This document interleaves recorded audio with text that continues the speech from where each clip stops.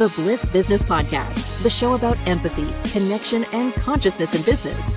Today's episode is brought to you by Zero Company, your paid search, social media, and programmatic ad experts. Hello and welcome back to the show. We are kicking off a few episodes on the topic of community building. Today with our guest, we're diving into the great community she built. We are live, so send your questions our way. Also coming up on Tuesday, we have an excellent podcast on the community building that went sideways. It's a great look at consciousness and why Harley-Davidson and its community has had a major disconnect over the past few weeks.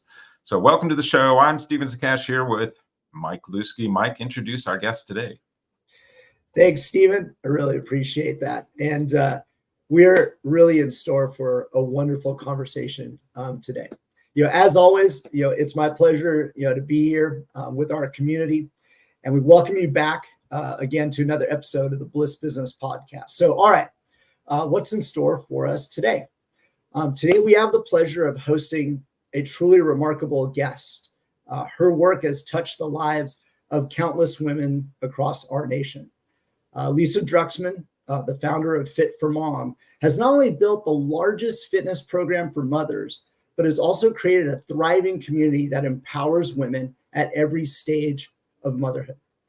Lisa's dedication to blending fitness with a strong sense of connection has transformed Fit for Mom into more than just a business. It truly is a movement that supports moms in achieving health, wellness, and their life goals. So now for you, our listeners, in this episode, you will enjoy learning how Lisa turned her passion into a purpose-driven enterprise that fosters authentic connections and supports women in their journeys. And by applying Lisa's insights, you can truly enhance your approach to building community within your own business, to build stronger relationships, increased engagement, and a more meaningful impact on those that you serve. So no doubt with that, you can't wait to hear from her. So let's welcome Lisa Druxman to our show. Oh, welcome, thanks, Lisa. guys. Thank you so much for having me. Excited to be with you. Lisa, how big is the Fit for Mom community right now? Well, let's see. We are the franchisor. We have about 230 franchisees, just shy of 2,000 instructors. And we probably have around 50,000 moms actively taking classes, but certainly our reach is far bigger than that because we do have moms from every stage of motherhood. And this month we are 23 years old. So we have moms who have been with us for 23 years, who started with bringing their kids to stroller strides and now sent their kids to college. Ooh, I want to jump into that right quick. I'm just talking with my wife, and she's kind of at that stage. Tell me a little bit about that, the latter stage mothering part of your community. The program started as stroller strides. And so if you want, I'll share the story of how that came about. So stroller strides is a stroller-based workout that moms do. It's a total body workout. And that was originally the business. It was just stroller strides. And that was what spread across the country. As my own kids grew up and the moms in our programs grew up, we realized what's next. And so we ended up creating more programs because the community was so strong that so community really has always been foundational to us, that moms wanted to stay with us. So we ended up developing more and more programming so that we can support women in every stage of motherhood. So one of our programs that is moms only is called Body Well. And it's an 8-week program that's a transformational program where mom really gets a chance to get back to herself, back to her own nutrition, back to her own mindset, connecting very closely with other moms who are going through this fitness and transformational journey. So our story is all about motherhood, and that's where we're at with that. If you didn't have that, it feels like community is everything for this business. If you didn't have that in your, is that true? It's pretty much the heart and soul of the business. Why I wasn't looking to start a business. I was on maternity leave from being a manager at a health club 23 years ago. And I knew nothing about motherhood, and I was looking for community. I was looking for answers about everything from nursing to sleeping and all the things. And I felt very alone and isolated. And in those days, I didn't know of any kind of mom meetups or mom groups. So I started Stroller Strides, which again is a stroller-based workout, knowing, hey, I can share my passion for fitness. I know I can help moms get back into shape after having a baby. And they can help me with all the questions I have about motherhood. And so a little class was started in my neighborhood here in San Diego. And the crazy thing is, apparently I wasn't the only one looking for that, because we started getting requests from women all across the country within a few months of starting that class. And this is 2001. There's no social media. There's no Facebook. There's no Instagram. This is pure word of mom. Women telling their sister, cousin, or friend about this unique class that they're taking, and women wanting to bring it to their community. And that was how we ended up spreading the business. But it wasn't because I was looking to start a business. I was just looking for community. Yeah. And I think there's a lot of women. I know my wife, when she first, had our first child, it was a real disconnecting process from what she was previously doing. And now she's got this child and her circle is changed, and, everyone else was carrying on with, she was a teacher. And so they were carrying on with teaching. And now she's trying to figure out, how do I find another, way to connect with people and socialize? So is that where you were at that point, where you're just like, I really want to find my social circle? Or Yeah, it was everything. I mean, on the physical side of it, because we are a fitness program, a woman's body will change more in 9 months of pregnancy than a man's will in his entire lifetime. So there are so many changes happening. Besides those physical changes, there's hormonal changes. So all of that's important. But there's also a loss of identity for a lot of women when they become a mom. So many of us are so attached to our career as our identity, and maybe you're on maternity leave or you're not working. And so you're trying to figure out, what is your new identity as a mom? So finding that community and realizing you're not alone and creating a new identity is a really big part of what Fit for Mom is. Yeah, I think she did find like her best friend over the past 20 years on, where her and her child, and they both brought each other's children up together. So let's talk a little bit about the business side here on building that community. What advice would you give someone who's starting out on this path now? Because it's hard to build a community. Yeah, I mean, I think that a lot of it has to do with kind of your North Star of what is your why. I love that Simon Sinek says people don't care what you do, they care why you do it. We were always really clear that our why was to help women make strides in fitness and in motherhood and in life. And so when people resonate with your why, then you're going to be able to attract people who are looking for that. We got really clear at the beginning of our business on our values for Fit for Mom. And so we share that everywhere. It's not just like words on a wall somewhere. We share it in our social. We share it on our website. So if those values resonate with you, then that's going to help start to build the community. We don't take it for granted. It's actually a part of our programming. So I think, I've been in the fitness industry for 30 years. Normally when you teach fitness, you learn sets and reps, you learn form and you learn function. But for us, we also talk a lot with all of our instructors and franchisees about how are you purposeful to create a community? How do you make sure that every single person actually does feel welcome? I don't know about you, but as confident and extroverted as, maybe I might seem, it's really hard to go into a group of people. I don't care who it is, entrepreneurs, moms, where you don't know anyone.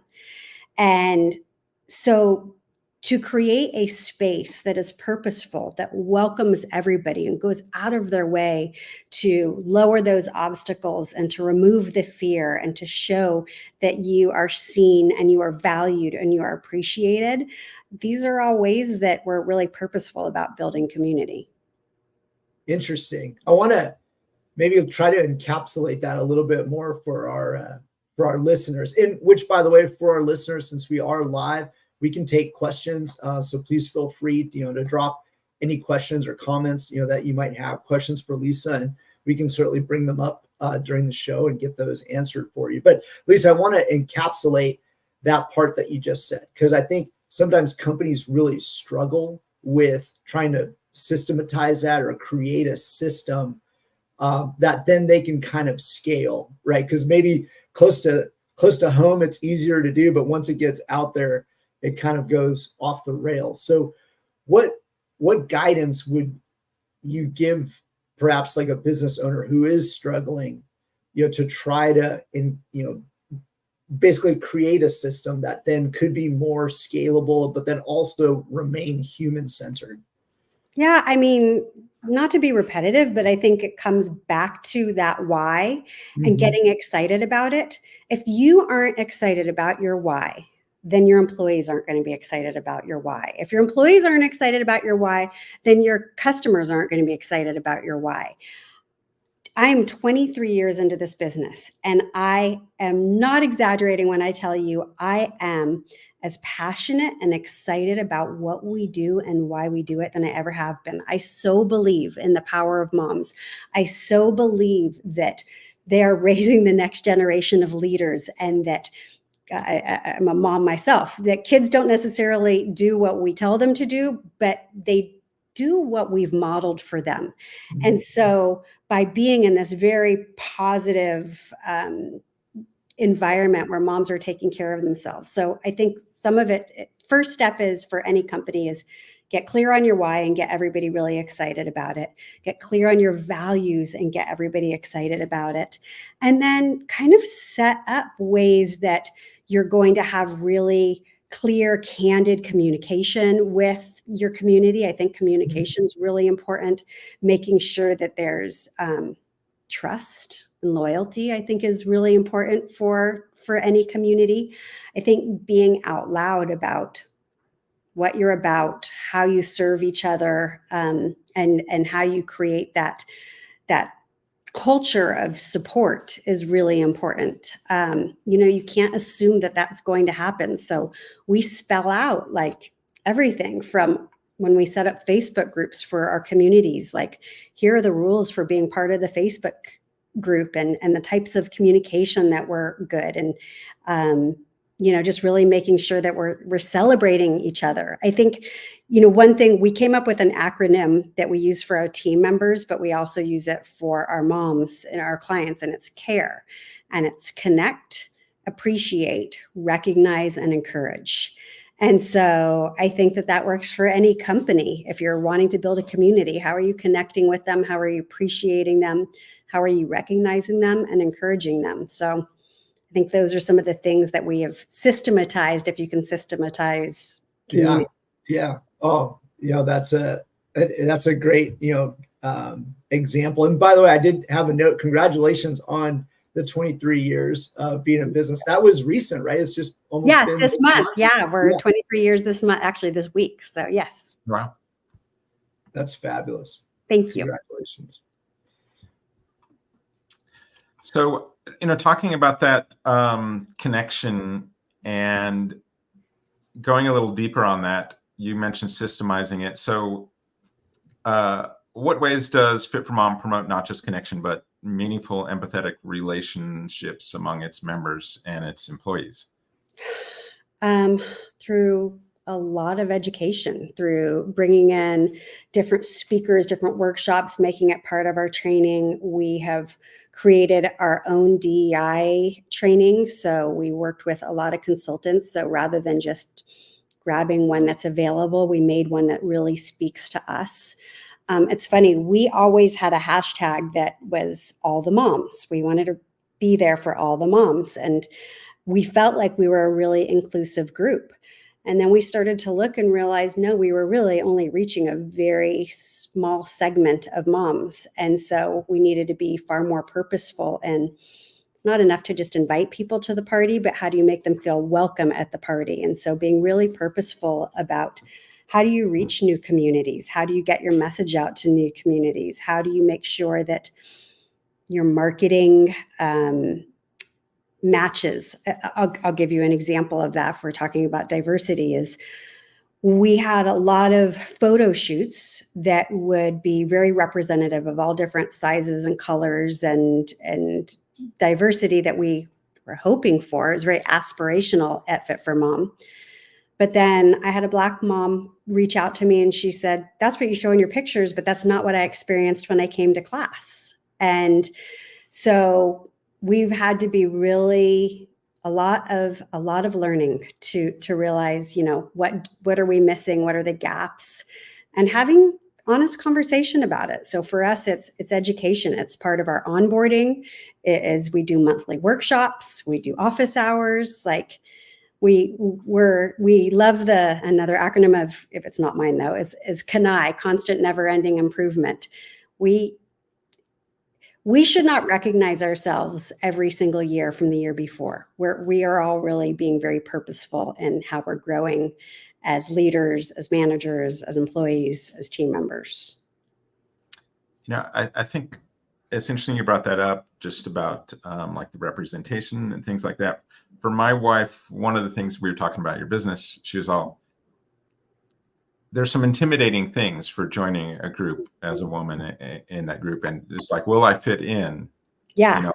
And so looking at pictures and things like that is all very important. But even just going beyond that, it's still, like you said, you've got to, at the actual classes, make sure this is a very well thought out and, cultivated way to welcome someone into what can be kind of an intimidating thing for some women. Yeah, I mean, I can't tell you how many franchisees we have who have told us stories that they spent 6 months just watching us from a parking lot before they ever wanted to join. Like, it's this, I'm guessing it's very human. I don't think it's just a mom or a woman thing to go, am I going to fit in? Because it's a fitness group, am I fit enough?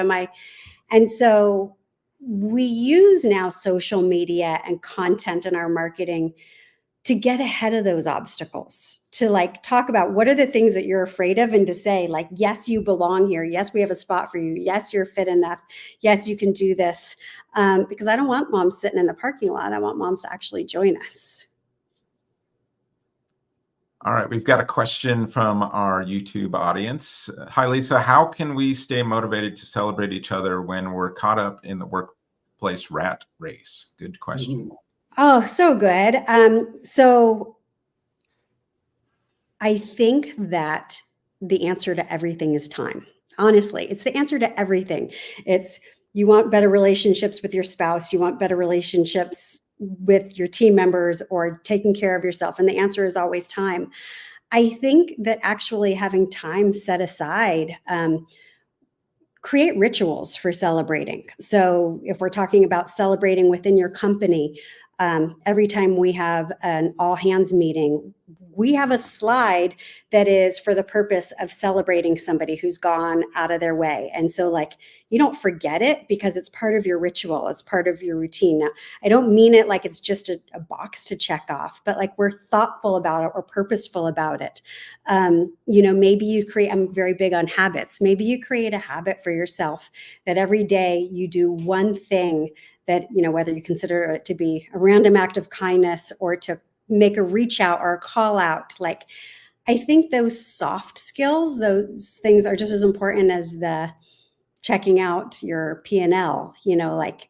I think those things are important habits in the business. So I think if it's important to you, you kind of come up with, what are the ways that I want to celebrate somebody? What does that look like?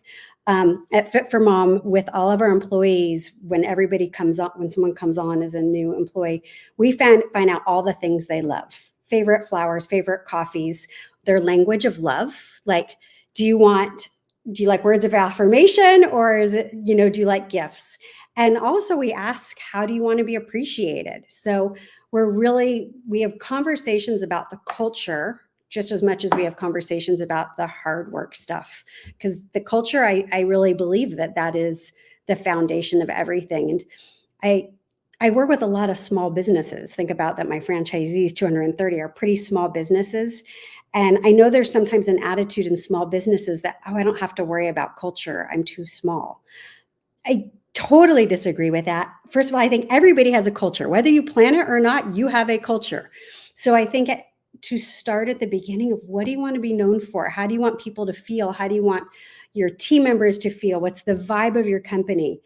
And then all of that has a path to get there. So I feel like I rambled answering that question, but that's what I got for you. Yeah, I totally agree with you about, the time piece, because you do have to buy out the time. There's a quote I just was talking to somebody about that. You went something along the lines of, the detriment to like growth or progress, even just as an individual, is sometimes busyness, right? And so we just get into this busyness and end up, sacrificing perhaps our own progress or, growth. But just really, like, I love that point about buying out the time, right? Making the time. So I want to say a little bit more on the topic of belonging, because you spoke a little bit there about the franchisees. And I know sometimes our listeners would like to hear, more practical ways, or sometimes may struggle with, creating more of a sense of belonging. So for them, can you tell us like what other things you've done, or what advice would you give a business leader who's perhaps struggling to cultivate that sense of belonging, either with their team or the customer base itself? Yeah, I mean, I think that embracing the diversity, as we mentioned before, is really important. Yeah. So being out loud about creating a culture that's celebrating different backgrounds, different perspectives, different experiences. I think that helps create a sense of belonging, hearing each other's stories. Like we do franchisee shares where we share different, and instructors and clients actually, of sharing their stories, sharing their backgrounds, sharing their traditions. Even all of our Fit for Mom classes also do a lot of activities with the moms and with the babies. So they'll do things that celebrate different traditions, different backgrounds. And so you really start to get the energy around that this is important to us, to create safe spaces for people, creating an environment where our moms feel safe to express their opinions. They feel safe to share their experiences, to be vulnerable.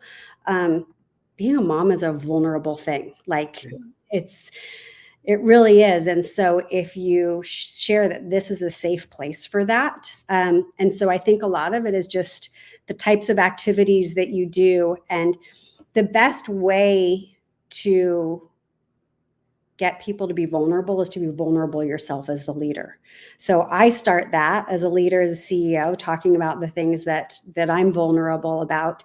And as soon as I do that, as soon as you're vulnerable, that's when you build trust, when you're like, gosh, I really appreciate that she shared that with me. So it starts from the top. So if you're a business leader, how are you showing that vulnerability and how are you building that trust? And the more you have that, and the more you have those shared experiences, the more you do feel like you belong. And you think about that the average lifetime of most fitness businesses is really short. People don't have, again, most fitness businesses are sets and reps.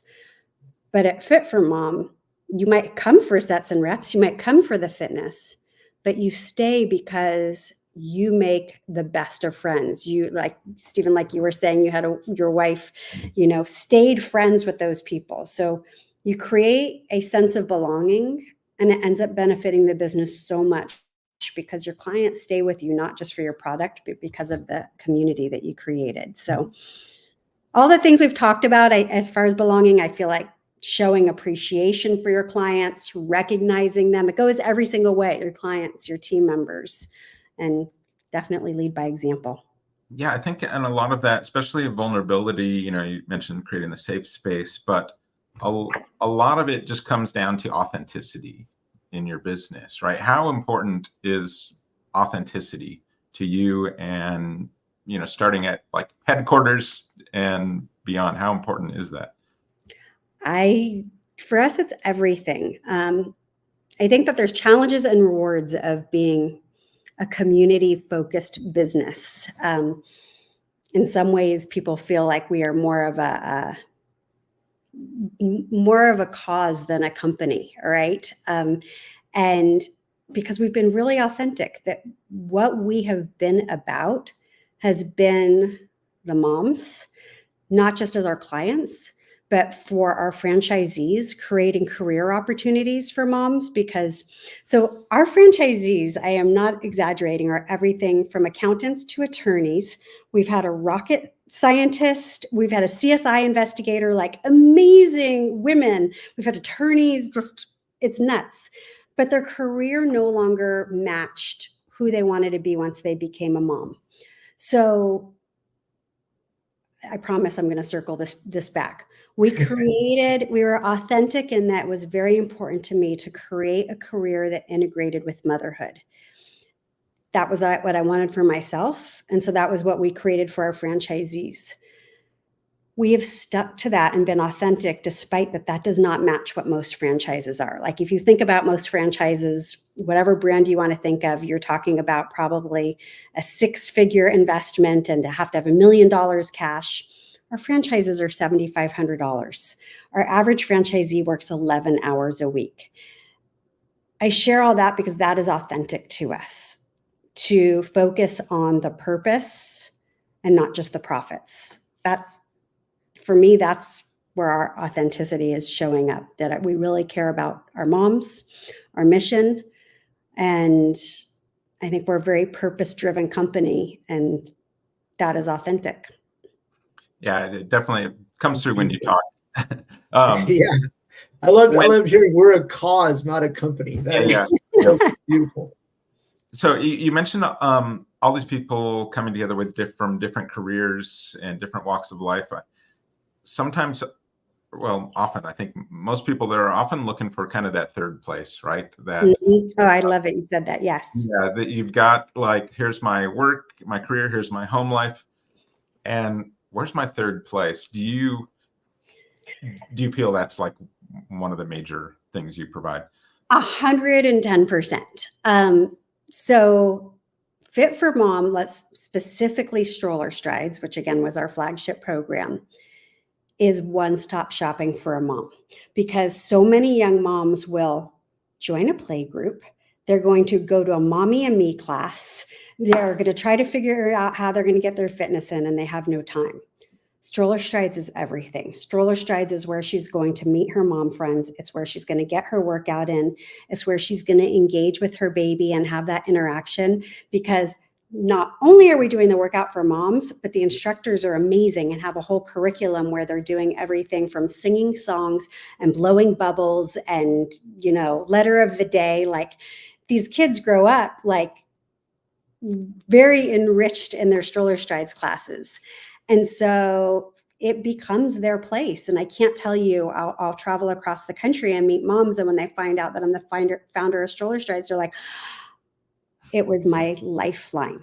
It was, it really was the thing that got me out of the house every day and gave me a purpose every single day. So yeah, I do believe that we created a third place. Yeah, I think. Excellent. Go for it, Mike. Yeah, no, go. I mean, it's just like a beautiful thing. Even like, I think for people to think about, right? And people are so motivated there to want to go work out, right? Because you're going to get so much more than. Yeah. And when your toddler does start to speak and says and expects to go to Stroller Strides, that really helps with exercise adherence. That's awesome. Got a routine. What a great, like, clever way, right? Or sort of intellectual way to work that in.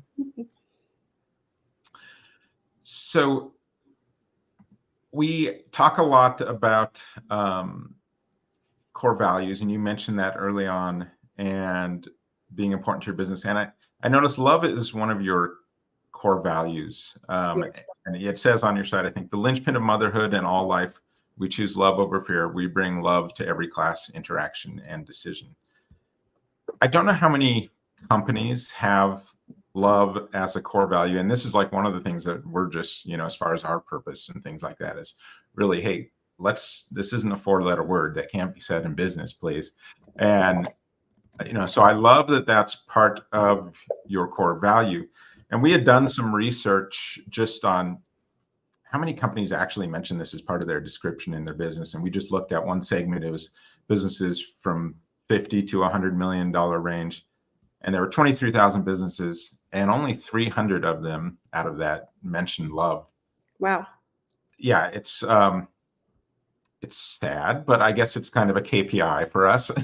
Can we improve that, as society? So I know you're going to be a big advocate for this, but what do you say to those who say love doesn't belong in business?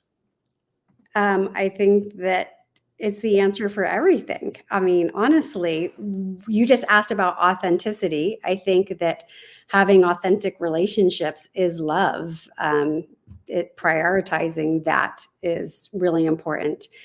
I think that having love as a core value will help you make empathy-driven decisions, which I think is important. Decisions that are made with empathy, with compassion. And so whether that is designing policies for your team members or addressing customer concerns or managing conflict, those are all business things. I think love is the most incredible North Star to help you figure out the path that you're going to do. I think the idea that we've already talked about of creating inclusive and safe spaces is tied to love, right? A culture of love means that you're creating an inclusive environment where everyone's going to feel welcome, everyone's going to feel valued, everyone's going to be respected. It's going to create a culture that everyone is going to be attracted to as a client, attracted to as a team member, and it's just a way better place to be for yourself. So, I mean, who wants to be in a place that is negative or just, I don't know. I wouldn't want to be in a place that didn't have that as a value. Yeah, I don't think businesses realize that as consciousness grows, it's really, from the business side, it's your proximity to love. I think that is really what happens with that growth. So you mentioned this a little bit, but let's dive into a little bit deeper. How does that concept of love influence like your decision making at your work specifically, and what can people learn from that is what I want to get into. I mean, I think that any decision that we have to make, we kind of tie into that. Like, you've got a decision to make. Are you treating people with respect? Are you treating them with dignity? Love is going to ensure that everybody is treated with respect and dignity, no matter what their position is. I think that, as far as your own education and your own growth, thinking about emotional intelligence and compassionate leadership, it is very clear at Fit for Mom that we lead with the heart. And I think because of that, I've had team members who have been with me for a really long time and who have stuck with me through really hard things because they know I'm leading with love and leading from a place of purpose. So, so those values, we kick off every team meeting going over them. And we say like this, okay, values mean nothing if you don't live by them. Like if you Google what are Enron's values, remember, like they had values, they were up on a wall, but nobody obviously lived by them. For us, we share them and we remind our team members, these are not just up on a screen or up on a wall. If you feel we are making a decision that is out of integrity with these values, to speak up. And they do like to say like, hey, that doesn't feel like the right thing for our team members or the right thing for our clients. So it creates the path for us.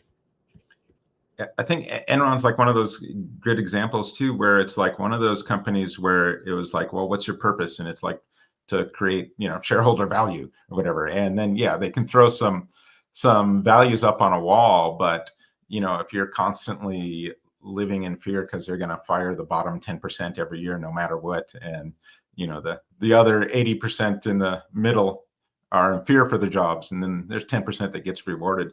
It's like, your values mean nothing to you.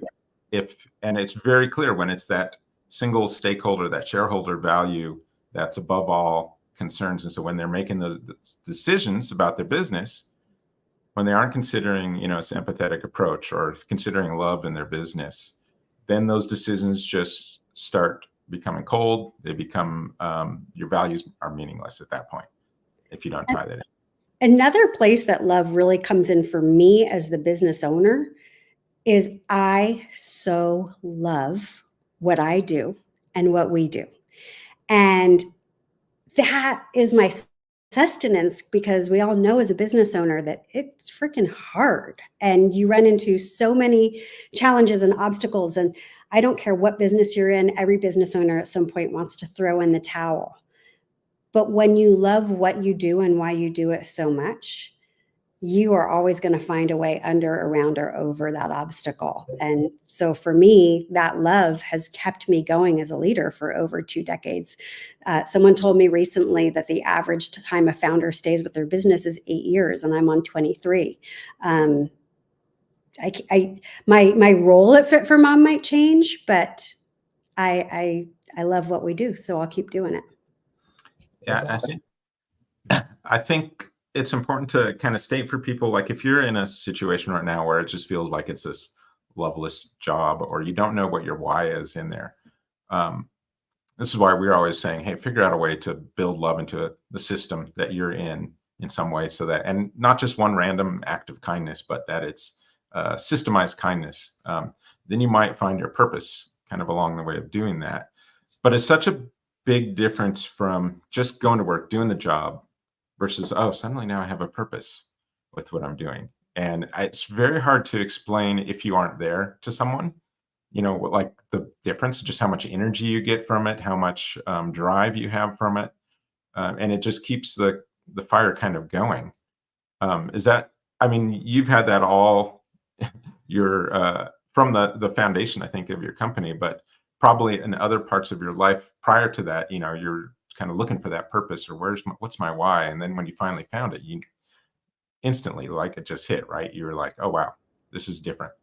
Absolutely. And I mean, again, I think I work with moms, but I think it's probably true for everybody. But as a mom, my time is so precious because I always wanted to be with my kids, and so I feel like and felt like the luckiest woman in the world. I felt like I hit the mom job lottery because I got a chance to be with my family, but also got to love what I do. So it's, and I feel like I've modeled that for my kids. I hope that, that mom doesn't do it just because she has to work, but because she loves what she does and it has a big impact. We've got an audience question here. How can an employee initiate a discussion with upper management about integrating values like love and empathy? That's a great question. I mean, I think sometimes it's just sharing an idea. Maybe you can share an article that you saw about a company that's doing a great job with this, like sharing an article someone once shared with me from Zappos and how a lot of the things they were doing for their culture. Leaders don't know their own blind spots. And so, like, how lucky are they to have a team member who brings up an idea and to say, hey, do you like this idea? Is this an initiative that maybe that you would want to lead?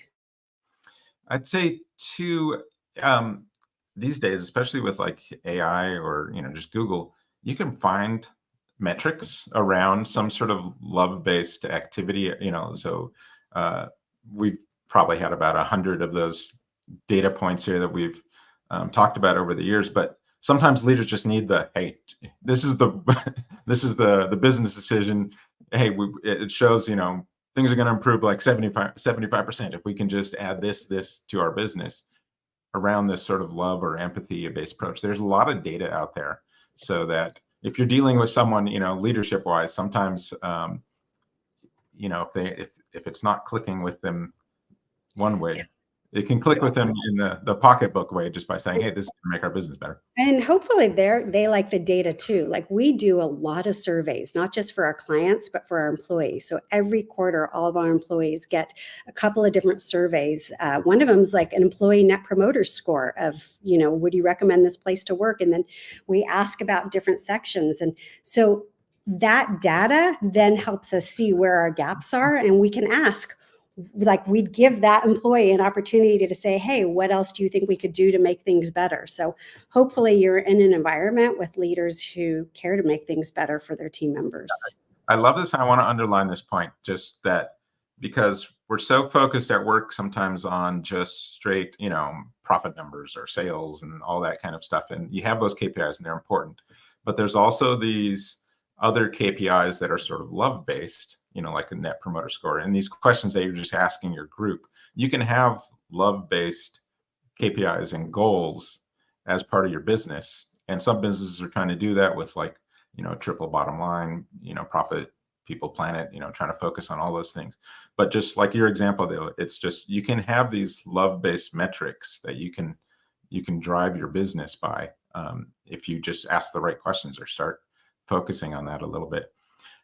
Lisa, real quick, you've done a lot of speaking. How does your speaking work contribute to the growth of the community?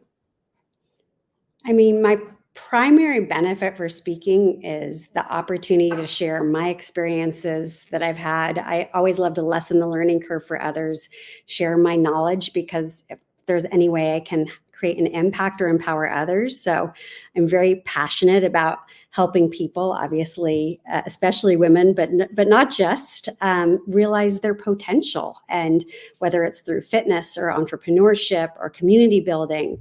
So speaking allows me to reach a broader audience and hopefully inspire positive change. Where can people find out more about you and your work online? Yeah, I mean, certainly my own personal website, which I don't do a whole lot on, is Lisa Druxman. So you can follow me on Facebook or Instagram at Lisa Druxman. But anybody who's interested in knowing more about Fit for Mom, it's fit4mom.com. Lisa, thank you for talking with us today. To our listeners, thank you as always for tuning in. Reminder, check out our next deep dive topic on the Harley-Davidson community on Tuesday. That was a great discussion. On Wednesday, we've got our short 10-minute episodes. We're doing our business empathy expansion kit series right now. And on Thursdays, we're back with more guests, and we will see you on the next Bliss Business Podcast. Thanks for having me.